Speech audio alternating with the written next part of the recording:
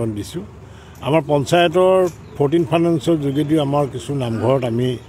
পুঁজিৰ আমন্ত্ৰণ দিছোঁ কামবিলাক আমাৰ চলি আছে আৰু আজি ইয়াত 2.5 লাখ টকা আমি আমন্ত্ৰণ দিছোঁ স্থানীয় ৰাইজে নামঘৰ ভাগ আগবঢ়োৱাৰ কাৰণে যথেষ্ট চৰকাৰক ধন্যবাদ দিছে তেওঁলোকে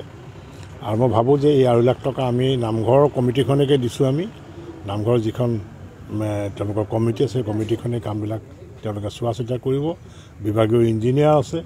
আৰু লগতে তেওঁলোকে আৰু আমাক দাবী কৰিছে যে ইয়াৰ বাউণ্ডেৰী ৱালৰ কথা গতিকে পৰৱৰ্তী পৰ্যায়ত আমাৰ পঞ্চায়তৰ পুঁজিৰ পৰা সেইবিলাকো আমি ব্যৱস্থা কৰিম আৰু তেওঁলোকে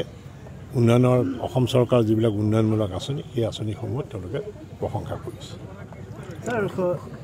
ভূপেন বৰাই আচলতে ৰাজহুৱা সভাত কৈছিলে কংগ্ৰেছৰ অসম বচাও অভিযানত যে বিহালী শূন্য হ'ব বিজেপি বিহালী শূন্য হ'ব আৰু বিহালীত কংগ্ৰেছ দলৰ প্ৰাৰ্থীয়ে এইবাৰ জয়যুক্ত কৰিব কি ক'ব প্ৰাৰ্থীয়েতো ক'বই কংগ্ৰেছক যি পাৰ্টি থাকিব ৰাজনৈতিক দল বিৰোধী তেওঁলোকেতো ক'বই এইটো শূন্য হ'ব কিন্তু ৰাইজেহে ভোট দিব ভোট দিয়াটো কামটো ৰাইজৰ ৰাইজে এই 5 বছৰ যিখিনি উন্নয়নমূলক কাম কাজ দেখিছে আজি নামঘৰত কোনখন চৰকাৰে 2.5 লাখ টকাকৈ অসম দৰ্শনত আঁচনিত অন্তৰ্ভুক্ত কৰিছে কংগ্ৰেছেতো 15 বছৰ তেওঁলোকে অসমত তৰুণ গগৈ ডাঙৰীয়াৰ প্ৰয়াত তৰুণ গগৈ ডাঙৰীয়াৰ নেতৃত্বত চৰকাৰ হ'ল নামঘৰত 2.5 লাখ টকা নালাগে এটা 2.5 পইচাও আজিলৈকে আমন্ত্ৰণ দিয়া নাই কোনেও দিয়া নাই চৰকাৰৰ কোনেও দিয়া নাই